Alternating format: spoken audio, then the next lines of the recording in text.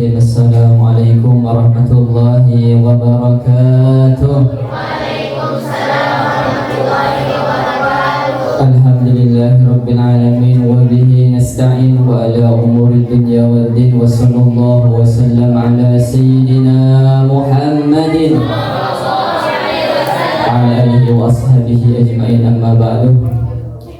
Yang saya hormati juga saya takzimi yang mulia pengasuh Pondok Pesantren Tahfidz Quran Mambon Huda Nurul Imam, yang mulia Raden Ki Dr. Insinyur Ki Haji Dian Hamdi Jana beserta keluarga beliau. Semoga beliau dan keluarganya selalu diberi kesehatan ya Allah. Amin amin.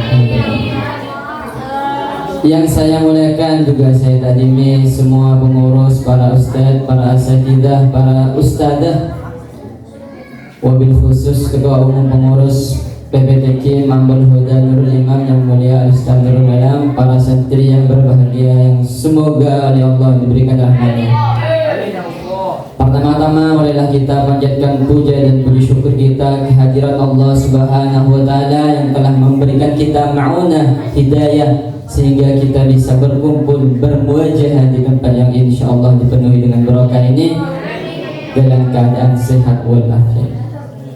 Kedua kalinya salawat beserta salam kita haturkan ke junjungan agung Nabiullah Muhammad sallallahu alaihi wasallam, karena beliaulah yang telah membawa kita dari alam jahiliyah menuju alam yang terang benderang dengan adanya agama Islam, adanya iman dan adanya ihsan. Para santri, para ustadz dan ustadzah yang dimuliakan Allah Subhanahu wa taala. Ceramah apa ini? Roboh ini enggak mampu nih. Nih, saya pernah dengar hadis gini. Ini kalau kalian sudah hafal nih dengan rawinya nih. May yu'minu billahi, terus falyakul khairan aw liyasmut. Hadis 40 hadis yang ditambah lah sekarang berapa itu semuanya hadis ikhtisar. Menurut pengaturan saya hadis ikhtisar. Biasanya kalau di kitab ada min hadisin tawil, diambil dari hadis yang panjang. Gimana hadisnya? Gini pertamanya, may yu'minu billahi wal yawmil akhir falyasin rahimahu wa may yu'min billahi wal yawmil akhir falyukrim dhaifahu wa may yu'min billahi wal yawmil akhir falyakul khairan aw liyasmut.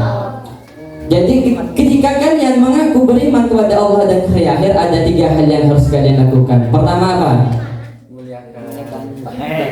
May yu'minu billahi wal yawmil akhir falyasil rahimahu, maka sambunglah silaturahim. Karena saya nggak tahu cara jelasinnya, karena saya bukan muhaddis, bukan hafid, bukan apa, saya ada cerita yang saya anggap bagus untuk menjelaskan hadis ini. Dulu ini saya dengar dari Habib di Edsos. Beliau bercerita gini, ada orang pedagang. Apa bahasa Arabnya pedagang? Tajir. Beliau ini berdagang, tijarah perdagangan. Beliau itu berdagang ketika musim haji. Ketika beliau berdagang di musim haji, ya Allah saya ingin haji. Karena bukan seperti sekarang kan, dulu masuk nggak ada penjaga mungkin dulu, tinggal masuk udah. Akhirnya beliau sudah dagang pas musim haji, mau naik haji, tapi kepikiran dengan uang hasil dagangnya mau dikemanain. Akhirnya dengar-dengar dari orang, ada seorang ulama yang menawarkan jasa titip uang, terkenal amanah, alim, taat ibadah. Akhirnya dicari alamatnya, ketemu rumahnya. Assalamualaikum. Waalaikumsalam. Kebulan ini saya mau umroh, saya mau haji. Uang saya ini terlalu banyak karena saya habis dagang, titipkan kepada antum. Akhirnya dititipkan. tenanglah. Akhirnya haji masuk, tenang, tenang, udah semuanya dijalankan, tenang.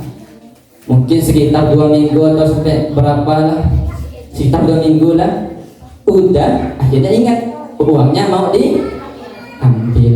Ketika mau diambil, datang ke rumah yang sama, ke rumah beliau yang menawarkan jasa titip ini. Beliau rupanya sudah meninggal. Yang membuka pintu rupanya anaknya, entah anak perempuan atau anak laki, itu anaknya. Rupanya anaknya nggak tahu uangnya disimpan di mana. Tuh, gimana uang saya ini tuh? Istri anak belum ketemu, uang hilang, nggak tahu mana. Akhirnya pusing, ketemu orang, sama orang dibilangin ada ulama yang lebih alim lagi yang ada di kota itu, mungkin Masjidil Haram atau di Mekah, yang mana beliau ini tahu pasti punya solusi. Nah, akhirnya pergi ulama yang lebih besar lagi. Sama ulama ini, apa tawar ulama ini? 2 caranya. Kalau memang orang itu sudah meninggal dan Anda punya pesan yang tidak tersampaikan, atau punya salah, atau punya apa, atau ingin ngomong dengan orang itu, kalau ruhnya baik, samperin di sumur Zam-Zam. Kalau ruhnya jahat, silakan pergi ke sumur yang ada di Yaman. Akhirnya, oh ini pasti di Zam-Zam ini, di sumur Zam-Zam, karena orangnya baik kan. Ketika disamperin di sumur Zam-Zam, Assalamualaikum Kiai ini. Oh, kok nggak ada? Apa bohong Kiai yang besar itunya? Cobalah langkah yang kedua, pergi ke sumur yang ada di Yaman. Tuh, ketika datang Assalamualaikum, Waalaikumsalam langsung. Tuh, Kiai, uang saya mana? Akhirnya dijawab, uangnya ada di belakang rumah, dikubur di bawah tanah, kasih tahu ke anak saya. Ketika mau beranjak pergi, terus ingat, Kiai ini dulu amanah, tak ibadah, kok ada di sumur ini? Katanya Kiai yang besar itu kalau ada di sumur yang ada di Yaman berarti matinya mati tidak baik. Tanyaan dulu lah, Kiai, kenapa kok Syekh? Kenapa kok ada di sini? Bukannya Anda amanah, ibadah Anda banyak, amal Anda banyak, kenapa Anda kok ada di sini? Apa jawaban orang yang sudah meninggal ini? Karena saya memutus tali silaturahmi. Bahaya. Yang 2 apa? Wa may yu'min billahi falyukrim dhaifahu. Ini ada kiai lagi, udah banyak kiainya. Dulu entah di mana lah, apa di Eropa, apa di mana, ada orang itu, sekarang mungkin sudah kontemporer, ada orang bertetangga dengan orang non muslim, rumahnya kayak gini, nah, anggap ini, jadi atas bawah, yang di bawah rumah kiai, yang di atas rumah orang non muslim. Rumahnya orang non muslim itu saluran pembuangan air dari kamar mandinya bocor, kena ke rumahnya Pak Kiai. Karena Pak Kiai ingat, Allah, tetangga tidak boleh menyakiti tetangga, tidak boleh menyakiti tetangga. Akhirnya bertahun-tahun sama Pak Kiai enggak dibilang. Satu hari sudah ditakdirkan Allah, sudah beberapa tahun, akhirnya orang Nasrani ini berkunjung ke rumahnya Pak Kiai. Ketika berkunjung, kok bau? Orang Islam katanya bersih, orang Islam kan nggak makan babi, nggak makan ini, nggak makan ular, nggak makan, kok bau? Pak Kiai tetap sabar, sabar Pak Kiai. Akhirnya udah pulang, udah mau pulang, rupanya dilihat sumber baunya. Tuh, kok nyambung rumah saya ini? Oh, rupanya ini pipa pembuangan bekas air mandi yang ada di rumah saya. Tuh, minta maaf dia, orang non-muslim. Dan akhirnya bilang, saya terpanakahlah Anda Pak Kiai. Sekarang saya asyhadu an la ilaha illallah. Kok saya yang berkata nih. Yang terakhir, wa may yu'min billahi wal yawmil akhir falyaqul khairan aw liyasmut. Maka hendaklah ia berkata baik atau iya. Ini enggak ada nih, kurang nih. Ada yang nyambungnya dikit, tapi kebanyakan enggak nyambungnya nih ceritanya. Kan sekarang bulan apa? Nah, cocok dengan Bung Rajab cerita nih. Dulu, ya Rajab belum apa.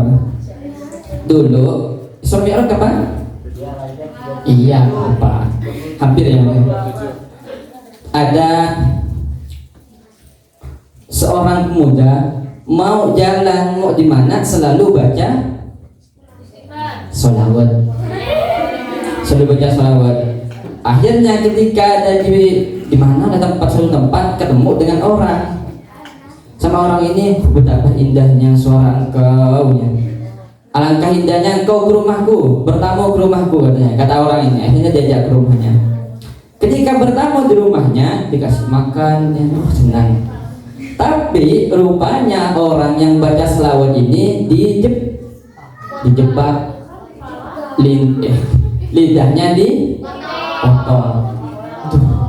Ketika dia menangis sakit, pulang. Ketika pulang, ada terlintas di otaknya nggak mau pulang ke rumah, tapi langsung ini di Madinah kejadiannya, insya Allah langsung ke makam Nabi di Masjid Nabawi, nangis di sana, bermunajat kepada Allah. Ya Allah, jika memang yang dikuburkan di depanku ini adalah paling mulianya makhluk, maka kembalikan lidahku ini. Tertidur. Ketika tidur ketemu dengan orang tampan, ganteng, bersinar mukanya, wajahnya bersinar. Siapa itu? Nabi. Membawa potongan lidahnya, disambung lagi. Terus ketika bangun, rupanya memang lidahnya sudah tersambung. Akhirnya dilakukan lagi aktivitas itu, selawat di mana-mana itu. Udah berapa tahun ketemu lagi dengan orang yang hampir sama, bukan sama tapi hampir sama, lebih muda orangnya. Ketemu lagi, diajak lagi, sama kejadiannya. Ketika mau masuk ke pintu, ini rumah orang dulu yang udah dolimin saya nih, bahaya kalau masuk lagi ini. Juga apa-apa lah, nggak boleh seujung ini, masuk. Ketika masuk, ketemu dengan kera. Orang memang mukanya sudah menjadi kera. Akhirnya bilang ibu si muda, wahai fulan yang suka sholawat, tahukah engkau siapa yang jadi kera itu? Gak tahu, tapi saya tahunya saya datang sini dulu katanya. Iya, orang yang jadi kera itu adalah ayah saya. Dia sudah menjadi kera karena sudah menganiaya Anda. Nah, diazab. Ya fulan, tolonglah doakan ayah saya ini supaya kembali jadi manusia, jadi orang lagi. Akhirnya doakan jadi orang lagi dan akhirnya meninggal. Bisa dipahami? Adit di mana Adit? Ada yang tidak disilaturahmi di saudara, keluarga terdekat. Subhanakallahumma wa tahiyyatuhum fiha salam wa akhiru da'wahum wallahu a'lam bissawab wa ilaihi marji'u wal ma'ab. Assalamualaikum warahmatullahi wabarakatuh. Waalaikumsalam warahmatullahi wabarakatuh.